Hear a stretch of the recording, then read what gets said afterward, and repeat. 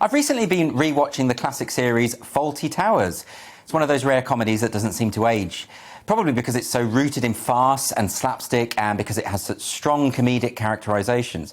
I wasn't even born when it was first aired, but it's still as funny as ever. And yet, when I was watching The Germans, which is the final episode of Series 1, something was amiss. Now, I've seen this episode so many times, I could probably recite the script. But the scene with the Major was missing a number of key lines. The dialogue had been cut out, consigned to the memory hole. Why? Well, the reason is that I was watching this episode of Fawlty Towers on BBC iPlayer, and they had decided that this particular scene is too offensive for me, that I might be corrupted by it or upset by it, and that I need their protection. You see, during the course of the dialogue, the Major uses one or two racial slurs, which are offensive to modern sensibilities. But here's the thing. I already know they're offensive. That's kind of the whole point. They were offensive when Fawlty Towers was first broadcast. John Cleese, who wrote the show with Connie Booth, has pointed out that the character of the Major is, quote, an old fossil left over from decades before. So by putting offensive terms into his mouth, Cleese was quite obviously making fun of him, not endorsing his views. So why cut the scene? Did the BBC not trust its audiences to understand the joke here? Or is something more insidious happening? Do they think there are certain words that carry a magical quality that, once uttered, can release a kind of toxin into society and turn us all into bigots? In fact, last year, this particular episode of Fawlty Towers was briefly removed by UK TV for the same reason. Other shows have been subjected to the Year Zero treatment, shows like Little Britain, The League of Gentlemen and The Mighty Boosh, which have been deleted from certain streaming services. Comedians, writers and artists are always making choices, and those choices contribute to the impact of their work. If you start cutting aspects that you don't like, it isn't the same piece anymore. This happens when TV executives start treating their audiences as though they're stupid, as though they can't possibly understand that ethical trends shift over time, as though they don't get that the joke is on the Major, not on the minority groups he's talking about. This week, an offensive content warning was slapped on Allo Allo by BritBox, the online subscription service. The warning reads, quote, "This classic comedy contains language and attitudes of the time that may offend some viewers." How incredibly patronising. Most of us are perfectly capable of understanding that comedy is not the same as real life. Most of us understand that stereotypes in Allo Allo are not to be taken seriously and that they fall into the tradition of high farce from which the show draws. Fans of the show will also be aware that the British characters are similarly reduced to overblown accents and stereotypical behaviour. They even use the phrase tally-ho, for God's sake. This isn't about attacking foreigners, and it takes quite the literal-minded approach to assume that it is. And if you're that literal-minded, comedy probably isn't for you.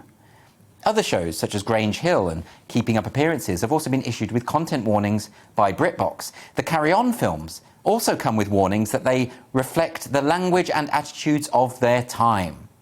Well, what other time would they reflect? The Bronze Age? The Jurassic period? It's not as though when Sid James and Barbara Windsor were romping around a campsite, they were likely to take into account the sensitivities of 21st century intersectional activists. Could it be that those in charge of commissioning and broadcasting comedy don't understand comedy? The comedy industry is systemically woke. And this includes stand-up promoters, agents, commissioners, critics, and many comedians themselves. They've all bought into the idea that art and representation in popular culture has a trickle-down effect to public behaviour. In other words, the masses will be corrupted unless they're watching the right things. This, by the way, was also Mary Whitehouse's view. That's why she set up her Clean Up TV campaign in the 1960s. It's an idea called media effects theory, and it has long been debunked. There is no relationship between popular culture and mass media behaviour. But now this is repeated as though it's an article of faith by those who claim to be on the left. Very odd, given that it used to be mostly the kind of view taken by writers on right-wing tabloids. These days, ban this filth is the kind of refrain that sounds more like The Guardian than the Daily Mail. Strange how things work out. Many in the comedy industry also seem to believe that the public needs to be protected from offence. Again, this involves a complete misunderstanding of comedy and satire. If you're a satirist and you're not annoying someone, you're not really doing your job. Of course, the odd warning on an old comedy show is hardly a big deal.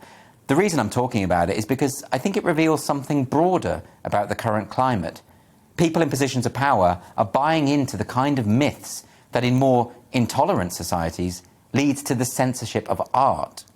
So it's worth challenging these false assumptions because there are very powerful people living in the UK today who do believe in censorship, who do think that comedians are normalising hate through their problematic jokes, who do think that hate speech laws should be extended even further.